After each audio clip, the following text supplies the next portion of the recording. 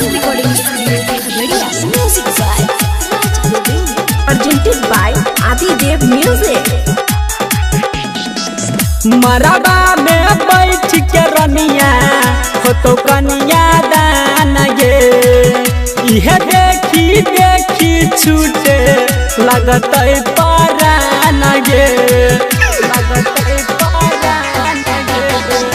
मरबा में बैठ के रनिया हो तो कनिया दान गे, यह देखी देखी छूटे लगत परान गे। घुर के जबऊ रात के लाजो नासीनावा से दिलावा तू काट के गे, मेरा दी है फूटल चूरी गाय खाके। लाजो नासीनावा से दिलावा तू काट के गे, मेरा दी है फूटल चूरी गाय खाके।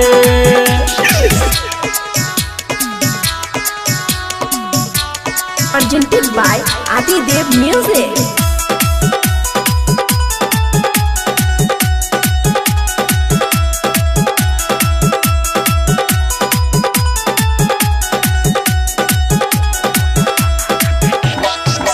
बियाहुती शादी में गए, बोलोरो गाड़ी में गए, सैया संग बैठ के जबही सीट पराया गाड़ी में गए। बियाहुती शादी में गए, बोलोरो गाड़ी में गए, सैया संग बैठ के जबही सीट पराया गाड़ी में गए। हमारा रहित लजेतो साइट के लाजो नासीनावा से दिलावा तू काट के गे, मेरा दी है फूटल चूरी गाय खाके। लाजो नासीनावा से दिलावा तू काट के गे, मेरा दी है फूटल चूरी गाय खाके। Presented by Adidev music.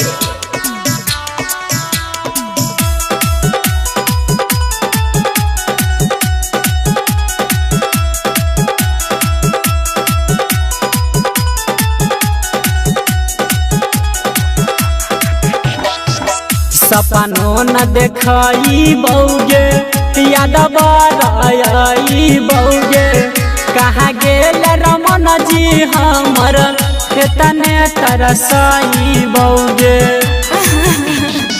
सपनो न देखई बौगे, याद बरई बौगे, कहाँ गेल रमन जी हमर तने तरसई बौगे। जरा तो राखी कुछ जुरा हट के, लाजो नासीनावा से दिलावा तू काट के गे, मेरा दी है फूटल चूरी गाय खाके। लाजो नासीनावा से दिलावा तू काट के गे, मेरा दी है फूटल चूरी गाय खाके। समर्पण रिकॉर्डिंग स्टूडियो खगड़िया।